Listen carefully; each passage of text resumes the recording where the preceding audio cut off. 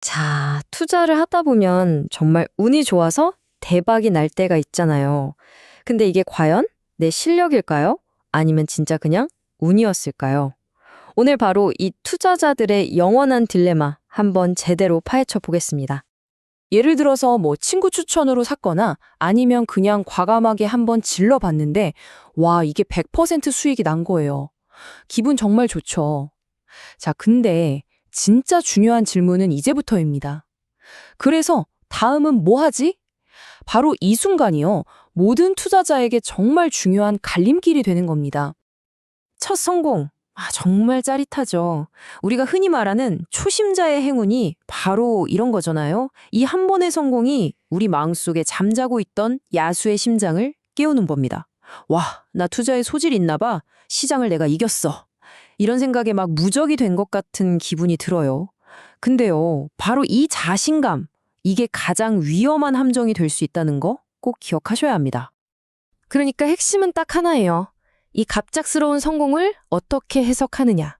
이걸 역시 난 천재야 하면서 내 타고난 재능의 증거로 볼 건지, 아니면 운이 좋았구나. 이건 앞으로 진짜 투자를 배우기 위한 소중한 종잣돈, 시드머니로 삼아야겠다. 이렇게 생각할 건지. 하늘과 땅 차이죠. 자, 한 번 성공의 맛을 본 야수의 심장은요, 브레이크가 잘 안 밟힙니다. 더 큰 수익을 내고 싶어서 아주 위험한 불장난에 손을 대기 시작하죠. 그게 바로 빚, 즉 레버리지입니다. 뭐 다들 아시겠지만 레버리지는 남의 돈을 빌려서 투자 규모를 확 키우는 거잖아요. 당연히 성공하면 수익도 2배, 3배가 되지만 반대로 실패하면요, 손실도 정말 걷잡을 수 없이 커지는 양날의 검입니다. 이 비유 정말 기가 막히지 않나요? 빚은 불과 같다. 불이라는 게 잘 쓰면 우리 생활에 엄청나게 유용하지만 잘못 다루면 모든 걸 태워버리잖아요. 빚도 똑같습니다. 본질적으로 좋고 나쁜 게 아니에요. 이걸 둘러싼 경제 환경, 그리고 무엇보다 내가 이걸 얼마나 잘 통제하느냐에 모든 게 달려있는 거죠. 자, 이게 바로 빚의 두 얼굴을 아주 적나라하게 보여주는 건데요. 한번 보세요. 인플레이션 시기, 그러니까 막 물가가 오를 때는요, 내 월급도 오르고 자산 가격도 오르는데 내가 갚아야 할 빚은 그대로잖아요? 그럼 빚 갚기가 상대적으로 쉬워지는 거죠. 빚의 가치가 막 녹아내리는 거예요. 근데 반대로 디플레이션, 물가가 떨어지는 시기에는요, 와, 이건 진짜 끔찍해집니다. 내 자산 가치는 폭락하는데 빚은 그대로 남아있으니까요. 그 부담감이 정말 어마어마해지는 겁니다. 그러니까 결론은 이거예요. 레버리지는 초보자가 쓰는 치트키가 절대 아닙니다. 이건 아주 숙련된 투자자들이 전략적으로 사용하는 전문가용 도구 같은 거예요. 특히 초보자분들이 성급하게 빚을 냈다가 시장이 조금만 흔들리면 어떻게 될까요? 공포에 질려서 가장 낮은 가격에 다 던져버리는, 소위 말하는 패닉셀링을 하게 될 가능성이 아주 높습니다. 자, 지금까지는 내 안에 야수의 심장을 다스리는 개인적인 얘기를 했다면 이제는 시야를 확 넓혀봐야 합니다. 우리가 아무리 전략을 잘 짜도 통제할 수 없는 거대한 힘이 있거든요. 바로 글로벌 경제의 흐름이죠. 특히 우리나라 투자자들에게 미국 경제가 재채기하면 한국은 독감에 걸린다는 말 들어보셨죠? 이게 도대체 왜 그런 건지 한번 제대로 짚어보겠습니다. 이 차트를 보시면 그 이유가 바로 보입니다. 왼쪽에 미국을 보세요. 경제의 무려 70%가 자국민들의 소비로 돌아갑니다. 자기들끼리 먹고 쓰고 하면서 경제가 굴러가는 아주 안정적인 구조죠. 그런데 오른쪽 우리나라는 어떻습니까? 수출이 경제의 핵심 동력이잖아요. 한마디로 다른 나라 사람들이 우리 물건을 사줘야 먹고 사는 구도라는 겁니다. 바로 이 구조적인 차이 때문에 변동성이 훨씬 클 수밖에 없는 거예요. 생각해보세요. 미국 소비가 아주 조금, 한 1%만 줄어도 우리나라 같은 수출 의존 국가에는 이게 엄청난 타격으로 돌아오는 겁니다. 그래서 많은 투자자분들이 답답해 하시잖아요. 왜 우리 주식은 미국보다 더 떨어지고 오를 땐 덜 오르는 거야? 바로 우리 경제 엔진 자체가 외부 충격에 더 민감하기 때문입니다. 심지어 이 상황은 최근에 와서 더 심해졌어요. 2010년대만 해도 우리가 중국에 많이 의존하면서 미국 경기가 안 좋아도 어느 정도 버퍼, 그러니까 완충 역할을 해줬거든요.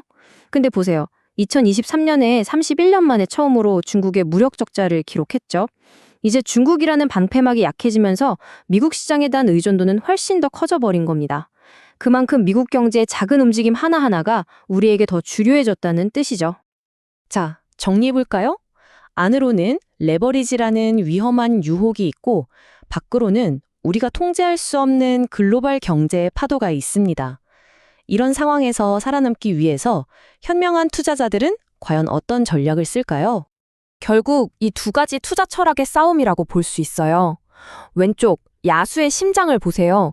한 방을 노리면서 몰빵 투자하고 돈 좀 벌었다 싶으면 바로 레버리지 쓰고 지금 가장 핫한 테마만 쫓아다니죠. 반면에 오른쪽의 신중한 투자자는 어떻습니까? 여러 곳에 어항을 설치하듯이 분산 투자를 하고요. 시장을 깊이 공부해서 어떤 파도에도 흔들리지 않는 튼튼한 포트폴리오를 만들어 나갑니다. 이 말이 정말 와닿는 게 바로 얼마 전 팬데믹 때를 생각해 보시면 돼요. 2021년에 어땠어요? 너도 나도 비대면 관련주, 반도체 주식에 열광했잖아요. 그때가 시장의 색깔이었죠. 만약 야수의 심장을 가진 투자자였다면 아마 그때 최고점에서 빚까지 내서 영끌 투자를 했을 겁니다. 결과는요? 2022년에 시장의 색깔이 완전히 바뀌면서 정말 큰 손실을 봤겠죠. 바로 이겁니다. 이게 현명한 투자 전략의 핵심이에요. 그물 하나 들고 막 물고기를 쫓아다니는 게 아니라는 거죠. 그건 너무 피곤하고 위험하잖아요. 대신에 물고기가 다닐 만한 길목, 그러니까 앞으로 성장할 만한 유망한 산업이나 자산들을 미리 공부해서 여러 곳에 어항을 딱 설치해 두는 겁니다. 이게 훨씬 더 안정적이고 현명한 방법이죠. 이렇게 여러 곳에 어항을 설치하는 전략? 이걸 좀 더 전문적인 용어로 분산 투자라고 하죠. 이게 왜 예측 불가능한 세상에서 우리를 지켜주는 최고의 방패가 되는지 아주 극적인 역사적 사례를 하나 보여드릴게요. 자, 1970년대 스태그플레이션 시기. 그러니까 경기는 안 좋은데 물가만 엄청나게 오르던 시절입니다. 그때 우리가 보통 안전하다고 생각하는 주식, 채권이 전부 맥을 못 쳤어요. 왜냐? 주식은 기업이익이 줄어서 안 좋았고 채권은 인플레이션 잡으려고 금리를 올리니까 가격이 떨어졌거든요. 그럼 그때 돈 번 사람들은 어디에 투자했을까요? 바로 원자재, 석유, 금 같은 실물 자산이었습니다. 이게 바로 주식, 채권이라는 물길 말고도 다른 물길에도 어항을 놔둬야 하는 이유를 명확하게 보여주는 거죠. 그래서 이런 원자재나 금 같은 자산들을 우리가 대체 자산이라고 부르는데요. 비유하자면 밥상에 올라오는 곁들인 반찬 같은 거예요. 우리가 보통 식사를 밥이랑 메인 국, 찌개로 하잖아요.